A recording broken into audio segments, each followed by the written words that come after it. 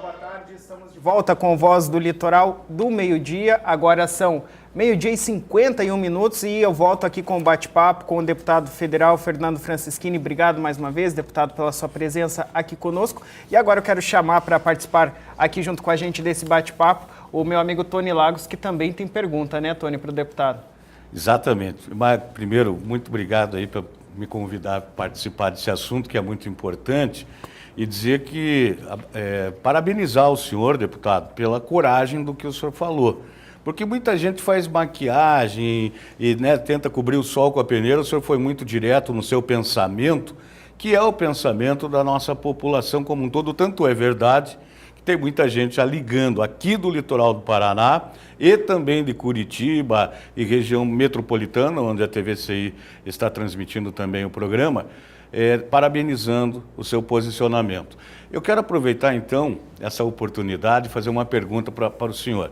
Nós tivemos uma situação muito grave essa semana aqui na Serra do Mar, uma ação de bandidos profissionais, sem dúvida nenhuma, por tudo que aconteceu, pela forma que o crime se desenvolveu. Eu gostaria de saber o seu ponto de vista. São criminosos profissionais, sem dúvida nenhuma, e o senhor acha que isso tem a ver ainda com o indulto de Natal, essas festas de Ano Novo, esses caras não voltaram para a cadeia?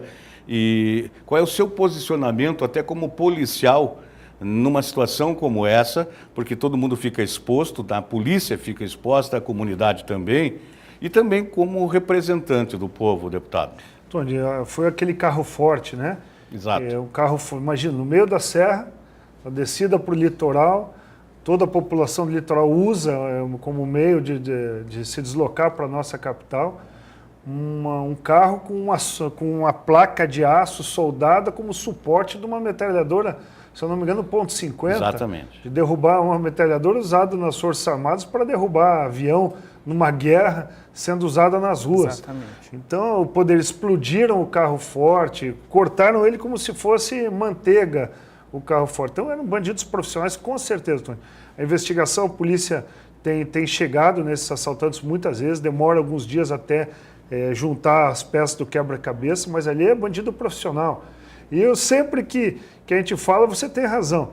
Vai aparecer um pezinho de alguém que saiu de novo nessas flexibilizações que a nossa lei frágil hoje faz. Indulto de Natal para preso de crime organizado, ou saidão de fim de ano para cara que é assaltante, é óbvio que vai acontecer isso. O que esse cara sabe fazer da vida? Tem trabalho no presídio? Para poucos. Tem estrutura para ressocializar? Minúscula. Ele é profissional. O assaltante saiu de lá, ele vai voltar e vai assaltar, vai se unir na quadrilha que estava solta e vai fazer assalto. Agora, uma pessoa baleada que estava passando por lá, pelo local, quantos carros ficaram parados lá aquele tempo, uma neblina, com troca de tiros de .50. Então e outras isso. Pessoas sendo atingidas também ali por destroços, por tiros, né, deputado, que ficaram gravemente feridas também ali, porque estavam no local errado na hora errada. Eu acho que quem estava no local errado na hora errada é esses vagabundos que não aguentam mais. A polícia pede para mim e deve pedir para vocês que são comunicadores importantes do nosso litoral, estrutura para enfrentar os bandidos, efetivo. Como é que vão sair 2 policiais numa viatura para o meio da Serra do Mar para fazer o enfrentamento de uma quadrilha com vários carros, metralhadora .50, explosivo? O enfrentamento com a polícia está cada vez mais difícil e a polícia se sentindo acuada, porque são vários episódios que a polícia, eu uso sempre polícia de outros países, com a polícia na Alemanha, a polícia na França, em que as autoridades nos Estados Unidos, que eu já falei, respaldam a atividade da polícia como autoridade. Enfrentar a polícia lá é um outro crime, além do crime que seria normal cometido. Isso faz com que a autoridade seja respeitada. E a nossa polícia hoje ela é uma polícia que está acuada, é uma polícia que está desanimada pela falta de estrutura, baixos salários, falta de equipamentos, de armamento, e enfrentar uma situação dessa como? Então, a revolta com a situação de presídio se estende para essa, Tony, porque com certeza, crimes como esse são quadrilhas especiais em explodir caixas eletrônicos. Uma hora nós vamos ver um desastre, uma tragédia.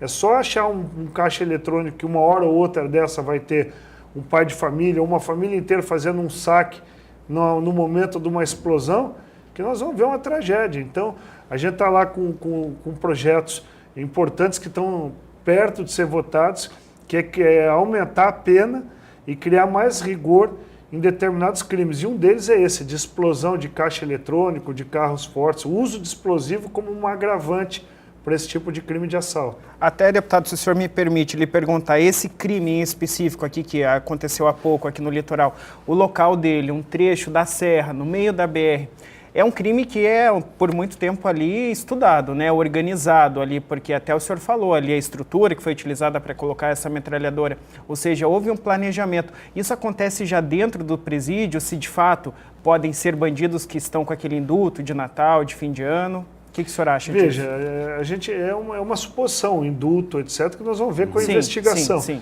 Mas que é uma quadrilha profissional, veja, um carro roubado lá na fronteira, outro carro com uma barra de proteção de aço soldada dentro do carro. Quer dizer que eram carros que não estavam circulando, estavam preparados para aquele assalto. O trecho foi escolhido, com certeza, da serra, o horário, a neblina, pela para a dificuldade do acesso da polícia, como o senhor falou. Já devia ter a rota de fuga preparada. Então, são quadrilhas profissionais que a polícia precisa estar extremamente preparada e apoiada pelo poder público para enfrentar e chegar nos executores, porque senão nós vamos ver outros. Porque como a quadrilha faz uma dessas, vem uma sequência de outros crimes iguais na mesma região. É esperar e confiar que a polícia possa chegar rápido nos autores.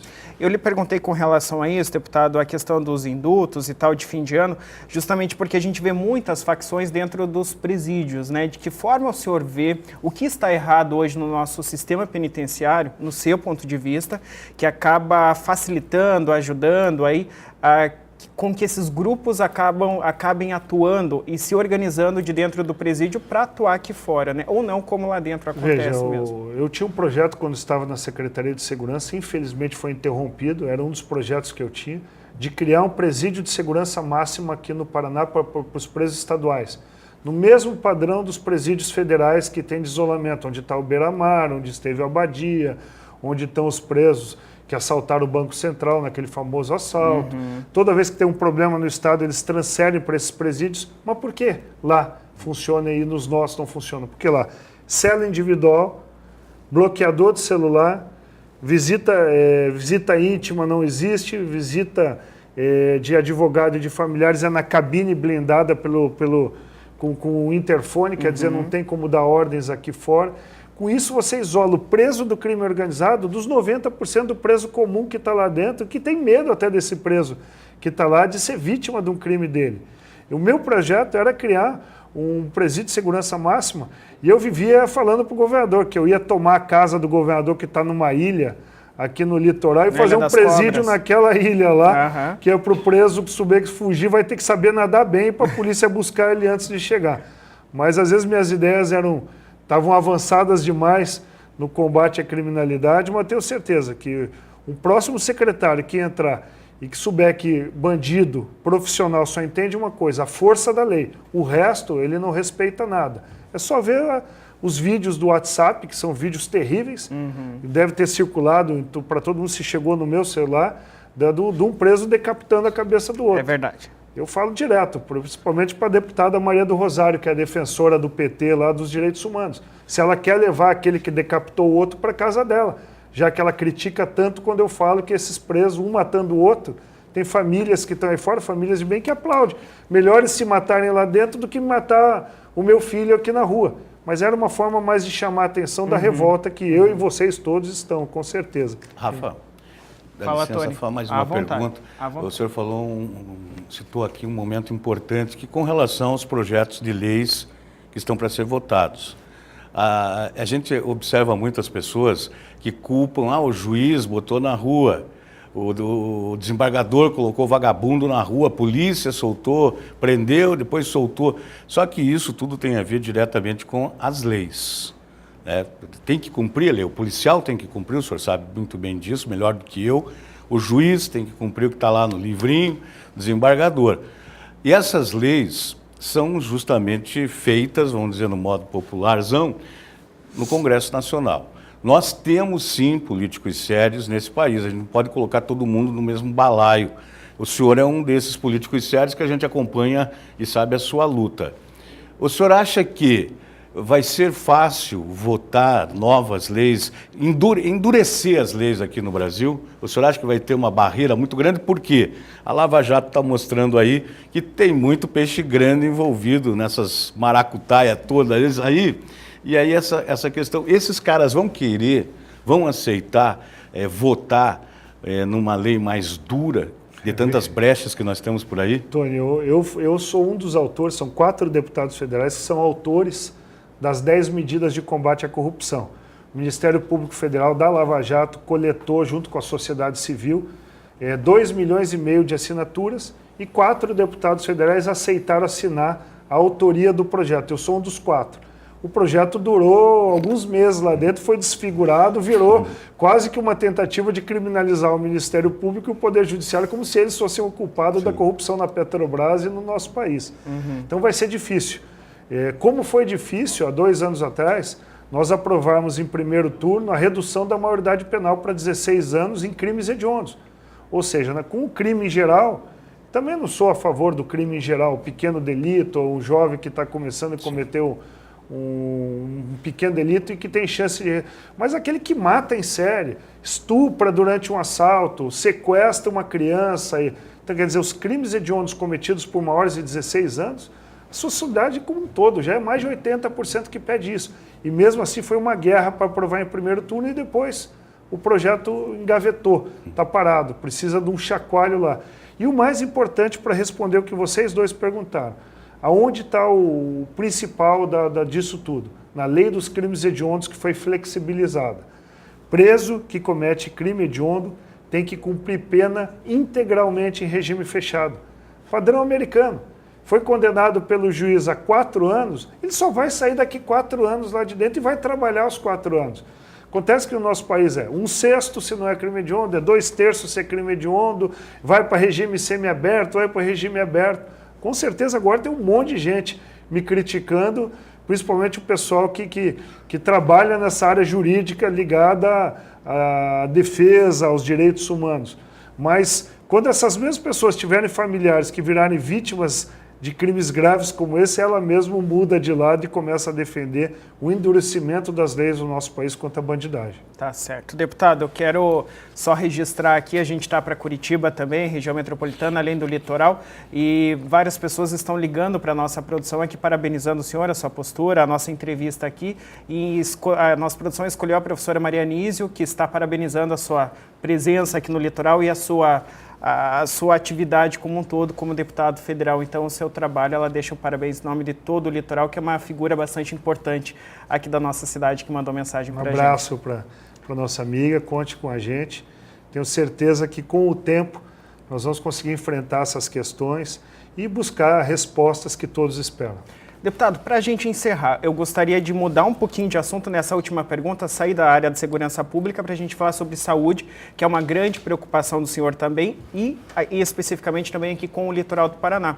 O senhor é responsável por algumas emendas, né, para que venham verbas também para os municípios aqui da nossa região. Veja, tanto no litoral como na região metropolitana. No litoral nós conseguimos, no ano passado, fazer um feito inédito, colocar emendas no orçamento da União para todos os municípios na área de saúde. Aqui no litoral e na região metropolitana são as 2 áreas que a saúde é a mais deficitária.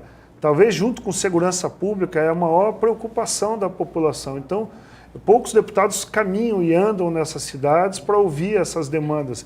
E muitos me pedem, olha, além de fazer de buscar mudar a legislação na área de segurança pública, ajudar a polícia a combater o crime, busque nos ajudar. O hospital está quebrado, falta médico, não tem medicamento. Então, para nós, é a mesma demanda. Os novos prefeitos eleitos, tanto no litoral como na região metropolitana, me pediram, e nós vamos repetir agora nesse ano no orçamento da União.